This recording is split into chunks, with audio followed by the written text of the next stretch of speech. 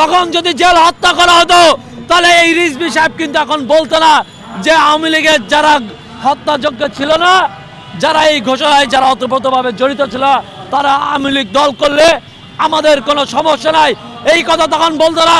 যদি রিজভী সাহেবের পায়ে গুলি লাগতো, রিজভী সাহেবের কাঁধে গুলি লাগতো ওই 6 তারিখের জেলখানায়, আওয়ামী লীগ কতটা নৃশংস বিএনপিকে নিষিদ্ধের জন্য তৎকালীন যুব দলের সভাপতি এবং সেক্রেটারি এই ফজলে নূর, তাপসের বড় ভাই ফজলে নূর পরশ, যে স্বরাষ্ট্রমন্ত্রীর কাছে যে আসাদুজ্জামান কামালের কাছে যায় বলছে বিএনপি গণহত্যাকারী দল, জিয়াউর রহমান যে তারা অস্বীকার করেছিল জিয়াউর রহমান মুক্তিযুদ্ধে নেতৃত্ব দিয়েছে, সেই কথা মনে হয় এই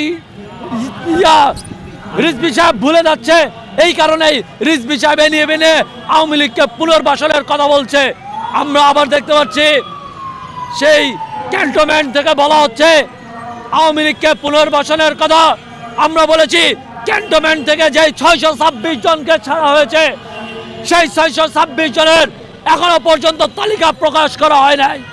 সেনাপ্রধান বলেছিল আমরা 626 জনের তালিকা প্রকাশ করব, কিন্তু ওয়াকার সাহেব তার কথা রাখলেন না।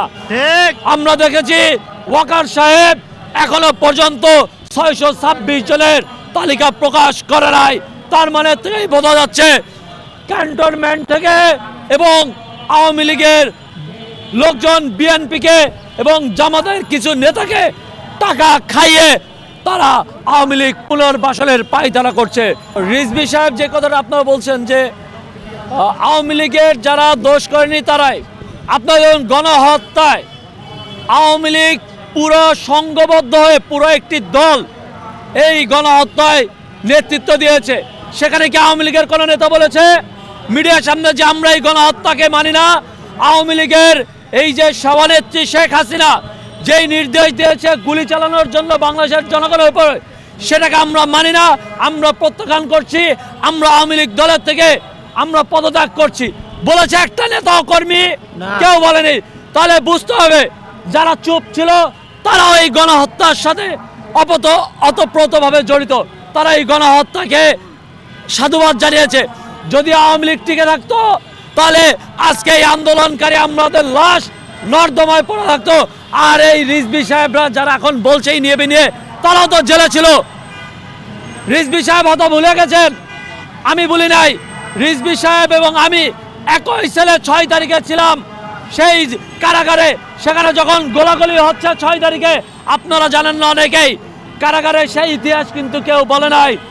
5 আগস্টে বাংলাদেশে যখন ঘোষণা হয়েছে শেখ হাসিনা পালিয়ে গেছে হেলিকপ্টার যোগে, আমাদেরকে কিন্তু ছাড়া হয় নাই, আমাদেরকে ছাড়া হয়েছে 6 আগস্ট।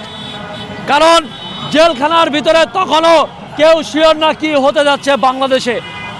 6 তারিখে বাংলাদেশের জেলখানায় কিছু উগ্রবাদীরা, কিছু মানুষ দেখলাম যে ভাঙ্গাচোরা শুরু করছে এবং সেটার সুযোগ নিয়ে জেলের ভিতরে গুলি করা হচ্ছে, টিয়ার সেল নিক্ষেপ করা হচ্ছে।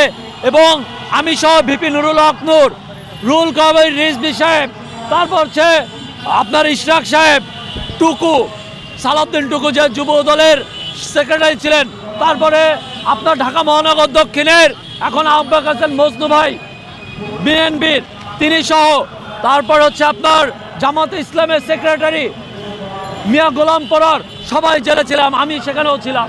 এই জন্য বলছে আমি নিজে প্রত্যক্ষদর্শী। সেখানে গুলি চালানো হয়েছে, সেখানে টিয়ার সেল নিক্ষেপ করা হয়েছে এবং 6 জনকে হত্যা করা হয়েছে।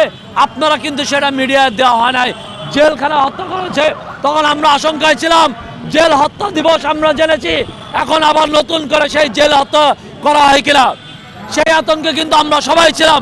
সেই রিজভী স্যারও কিন্তু সেখানে ছিল, তিনি কিন্তু ভুলে গেলে চলবে না সেই ঘটনা। এখন তিনি যে বলছে নিয়ে তখন যদি জেল হত্যা করা হতো তাহলে এই রিজভী সাহেব কিন্তু এখন বলতো না যে আওয়ামী লীগের যারা হত্যাযোগ্য ছিল না, যারা এই ঘোষণায় যারা ওতপ্রোতভাবে জড়িত ছিল, তারা আওয়ামী লীগ দল করলে আমাদের কোনো সমস্যা নাই, এই কথা তখন বলতো না। যদি রিজভী সাহেবের পায়ে গুলি লাগতো, রিজভী সাহেবের কাঁধে গুলি লাগতো ওই 6 তারিখের জেলখানায়, এবং সেইখানে যদি মজনু সাহেবের বুকে গুলি লাগতো, টুকু সাহেবের বুকে গুলি লাগতো, ইশরাক সাহেবের বুকে গুলি লাগতো, তখন কিন্তু এই রিজভী সাহেব এই কথাটা বলতো না।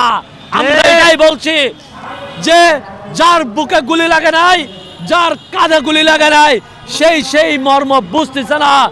এই পায়ে তারা আমরা হতে দিব না, কারণ রক্ত দিয়েছে আমার ভাইরা, আমার বোনেরা। 5 আগস্ট 2 জন বোন তার ভাইয়ের লাশ কাঁধে নিয়ে মিছিল করেছে ঢাকা মেডিকেল থেকে।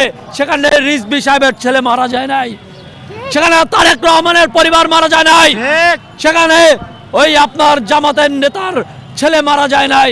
যদি মিয়া গোলাম পরোয়ারের পরিবারের কেউ মারা যেত এই আন্দোলনে, তাহলে আমরা বুঝতাম মিয়া গোলাম পরোয়ারও দেখতাম রাস্তায় নেমেছে আওয়ামী লীগ নিষিদ্ধের জন্য।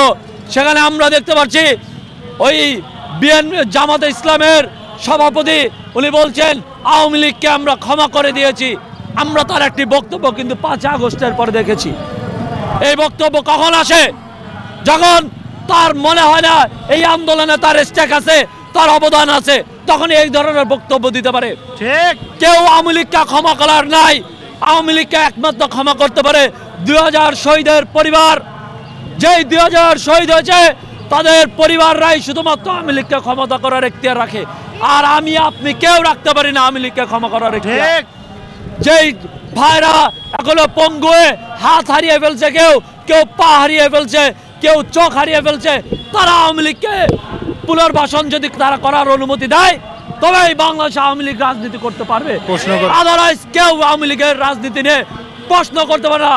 যতদিন আওয়ামী লীগের রাজনীতি নিষিদ্ধ না হবে ততদিন আমরা এই জুলাই মঞ্চের মাধ্যমে অবস্থান কর্মসূচি করে দেবো। এতে যদি আমার আমৃত্যু অবস্থান কর্মসূচি চালিত রাখতে হয়, আমি আমৃত্যু অবস্থান কর্মসূচি চালু রাখবো। কেউ যদি আমাকে উঠে যেতে বলে আমার লাশ এখান থেকে চলে যাবে, তারপরেও আমি এখান থেকে যাব না যতক্ষণ আওয়ামী লীগের রাজনীতি নিষিদ্ধ না হবে। আপনারা দেখেছেন নাৎসি বাহিনী, হিটলারের নাৎসি বাহিনীকে নিষিদ্ধ করা হয়েছে।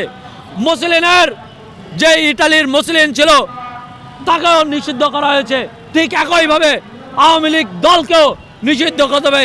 যারা সংঘবদ্ধ এই বাংলাদেশের জনগণকে, শুধু তারা বাংলাদেশের জনগণকে হত্যা করেনি, তারা বাংলাদেশের 54 জন আর্মি অফিসারকে হত্যা করেছে, তারা বাংলাদেশের আলেম ওলামাদেরকে হত্যা করেছে, তারা বাংলাদেশের জনগণকে হত্যা করেছে, ছাত্র সমাজকে হত্যা করেছে। 16 বছরে তারা গুম খুনে নির্যাতন করেছে। তারা বাংলাদেশের আমাদের দেশীয় যে বাহিনী আছে, পুলিশ বাহিনী, র্যাব বাহিনী, তাদেরকে কুলুষিত করেছে, তাদেরকে দলীয় ক্যাডার বাহিনীতে পরিণত করেছে। এই ধরনের একটি রাজনৈতিক দলকে অতি বিলম্বে বাংলাদেশ থেকে নিষিদ্ধ ঘোষণা করে তাদের রাজনৈতিক কার্যক্রম বন্ধ করতে হবে। আমরা গত 18 তারিখ থেকে এই জুলাই মঞ্চে আওয়ামী লীগ নিষিদ্ধ এবং গণহত্যার বিচারের দাবিতে অবস্থান কর্মসূচি পালন করে আসতেছি।